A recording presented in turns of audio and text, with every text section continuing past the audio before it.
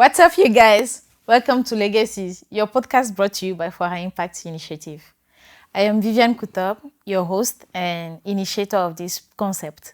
Today we have an important guest with us, one of the most amazing women, particularly a role model for me, and she's Mrs. Jennifer Duru, and we affectionately call her Mama Chichi. Welcome to our said Mama Chichi. Thank you so much, Vivian, for having me on this platform. Yeah, Believe me, it's a pleasure for me, and I'm not taking it lightly, actually. Yeah, so I believe that every time that we are given an opportunity to speak, it's an opportunity to encourage, to give hope to somebody that might just be somewhere and maybe they've lost hope. So I'm not taking it lightly. I'm not taking it for granted. I want to say thank you so much. So to give a bit of an introduction about myself, so my name is Jennifer. I was born as Jennifer Tampadu, but now I am married to a wonderful husband, and so I'm now Mrs. Jennifer Duru. So we've been married for 9 years now. 9 years. Yes, and the Lord has blessed us with 2 beautiful girls. One is 6 and the other one is 4. Okay, so you are a mother, a wife, and you also work, right? Definitely. So please tell us a little bit about your work. What do you do? So I was actually born and brought up in Zambia.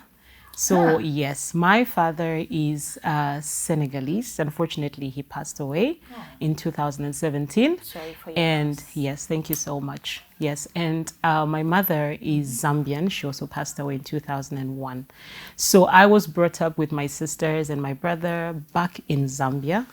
Okay, so when our mom passed away in 2001, our dad decided that we should also come to Senegal to know a bit about his culture.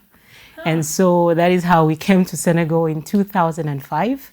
So I came to Senegal with my 2 younger sisters. I was only 17 years old when we came to Senegal. So what we did actually is that my father enrolled me in some French courses, accelerated French courses that my sisters and I did for 6 months. And then after the 6 months, and then I began to pursue a degree in marketing and communications. Yes, so it was from there. After I did my bachelor, I had my bachelor's degree in marketing communications, and then I started pursuing my master's degree in marketing management. So I began to work, first of all, as a trainee in one of the telecoms companies. And then from there, I began to move from one position to another. And so without wasting much of your time, today I'm working as a corporate services manager in an international Christian organization. See, that's where we were getting to. You know, you're getting to the point. Yes. So you're working for an international organization. Wow. That's honestly, you know, I'm going to talk a little bit about our context right now. In a Francophone country, it's really a lot of people want to work for international organizations. But again, it's not easy to get there. How did you get there? Like, I want you to tell us how you managed to secure a job in an international organization. I think it's simple. I just applied. It's not that simple. So I was just apply and then get the job. I'm sure like a lot of people will say, okay. I would have been happy to give you like a magical portion of how to work in international organizations. But like I said, I was working for an embassy, one of the embassies here in Senegal. And I saw this job offer. It was in the local newspaper. And I applied. And the funny thing is that I didn't think I was really experienced to take up that position. Because it was my very first experience or, you know, attempt to have experience in an international organization. But I'm going to tell you something. If you want it, you need to be courageous. Yes. So I usually tell people there are a certain number of things that you need to set up. Like you need to have a good CV. Okay. Work on your CV, work on your competences and your skills, build up your skills. And then also another thing that I think has really opened up the door for me is the fact that I'm fully bilingual. Remember, I started as just a pure Anglophone person, but I had to fight my way to begin to learn French, to speak French, and now I'm fully bilingual. And I can tell you, in international organizations, if you can speak French and English, you are a rare gem. A rare gem. Did you hear that? Okay, please keep that in mind. We are going to come back in a few minutes. So please stay tuned. We are just starting. We're going to get all the juicy details on how to work in an international organization. Okay, so don't leave, please. Okay, stay with us.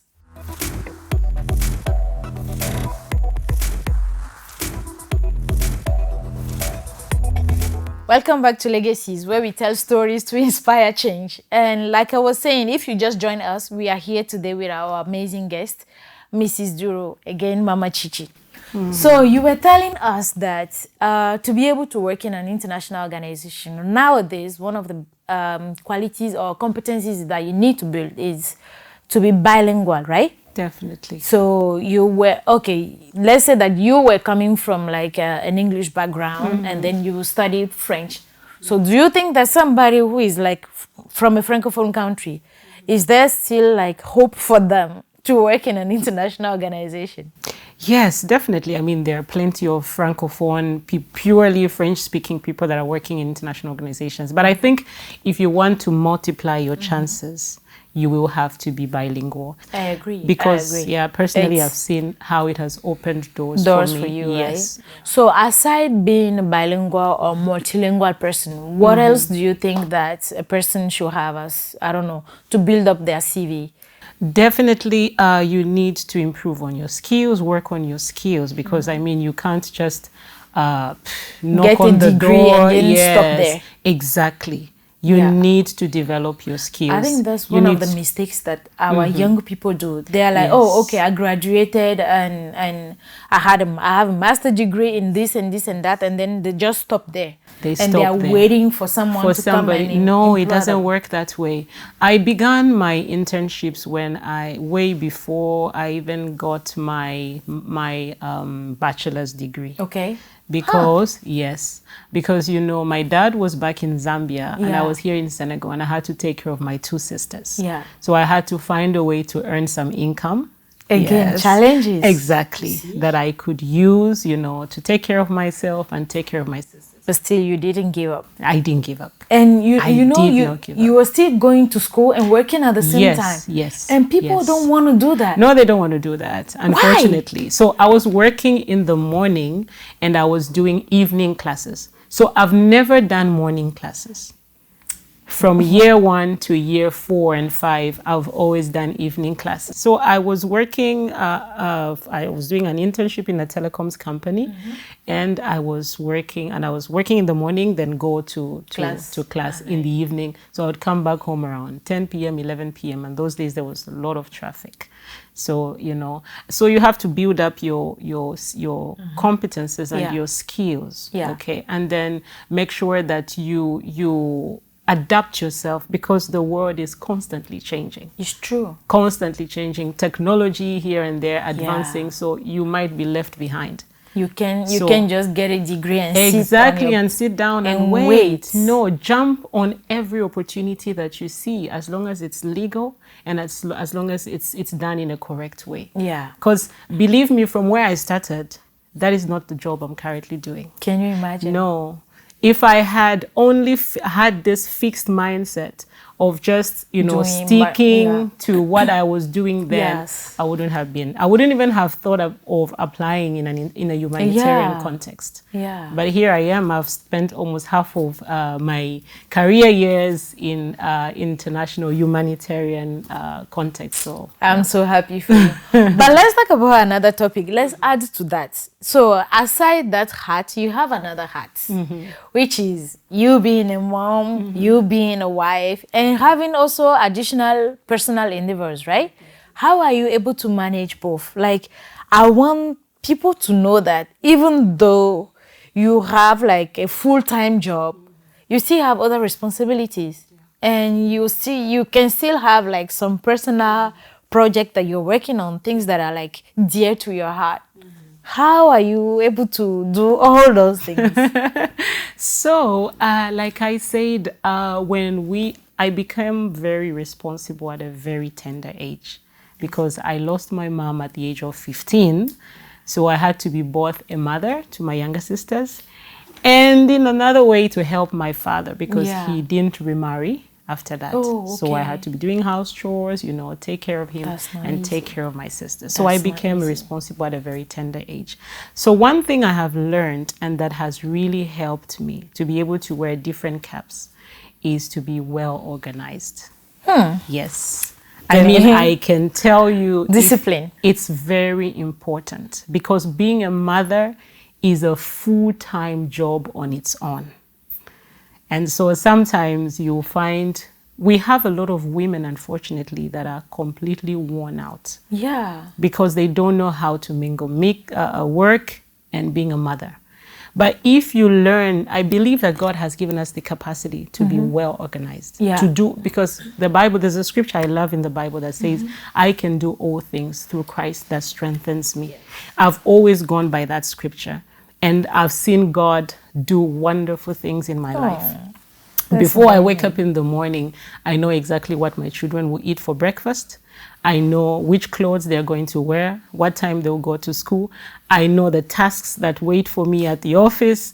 I know, you know, and aside that, I have my personal stuff that I do. I have my personal business. I have a company. I set up a company, Rainbow Solutions. So yes, apart from being organized, and I think the most important thing is also to trust God, to be prayerful.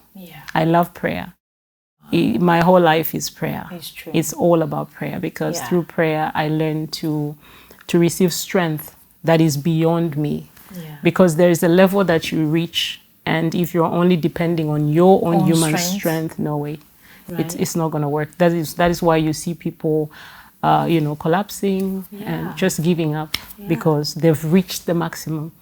But then with God, there is a possibility of just going on and on and on and on. So prayer, being organized, those are two things. Pray and be organized. So you have 2 girls.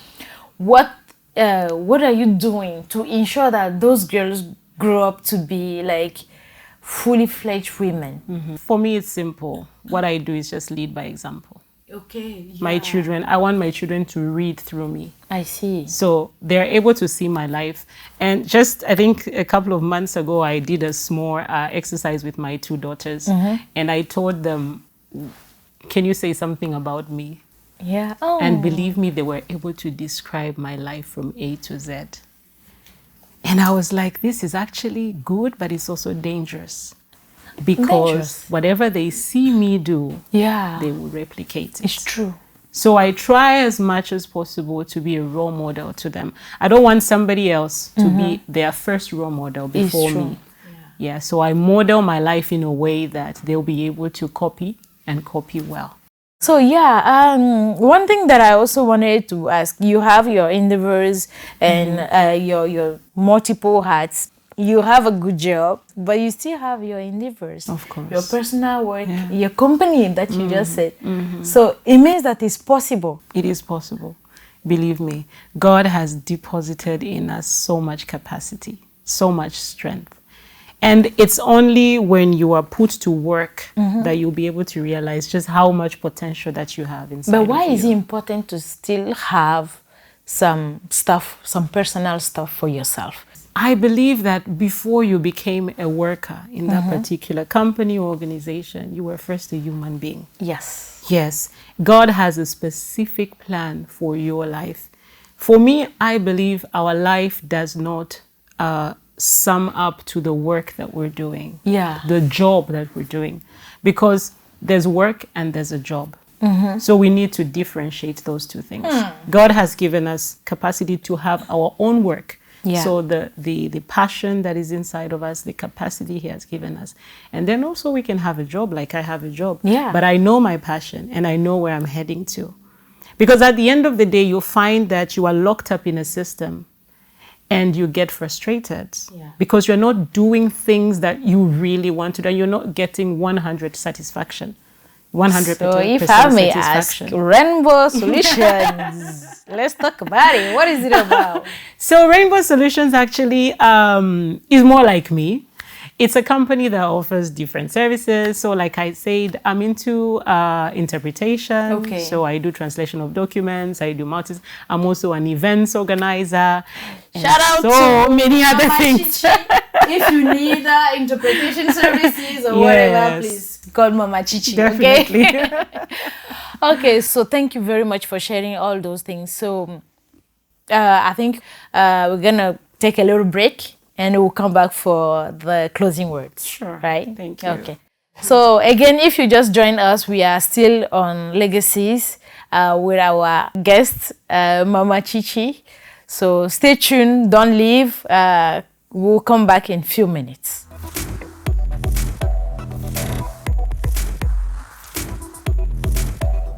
Welcome back to Legacies. If you just joined us, we are with our guest, Mrs. Duru, Mama Chichi. So thank you very much for the time you took to come to on this set and tell us a little bit about how you can mingle and how you can be able to wear different hats at any time, any point of time. So you're being a mom, working in an international organization, but still having your personal stuff doing. Yeah. So thank you very, very much for this. And The pleasure is all mine. yeah, and most importantly, we wanted to have you because we wanted to show all the girls out there that it's possible. If you're doing it, you don't have two heads. You're doing it, it means Definitely. that they can also do it. So, yeah. Yes, thank you so much, Vivian. It was really a pleasure having me here and having to speak. And I'm very passionate about women and children in particular. Yeah. Yes, because I believe there's a lot of things that women can accomplish. And so I just want to say to all the women and to the young girls out there that think that they have to be locked up somewhere and just wait for bread to be given to them, that there is so much potential inside of them. So to every lady that is watching me, every girl, every woman, I just want to tell you, if you feel like you're limited, it doesn't matter what background that you're coming from, it doesn't matter your past. If I can do it, if other women can do it, if other young ladies can do it, then you can do it too. I believe that there's so many things that women can achieve. And I believe that women can do more than what the society believes. And this is my legacy. Oh, thank you very much for the time that you gave us. And then if you just joined or if you're new to this channel, this is Legacies with our guest, Mrs. Duru, Mama Chichi. So thank you very much. And then again, like she said, if you think you can do it, it's just you can do it. She's able to manage a job, her family, and also her personal endeavors and her personal projects. So she's able to do it. You can also do it. So we'll see you next time and then our next episode with a new guest, a special guest. So until then, bye.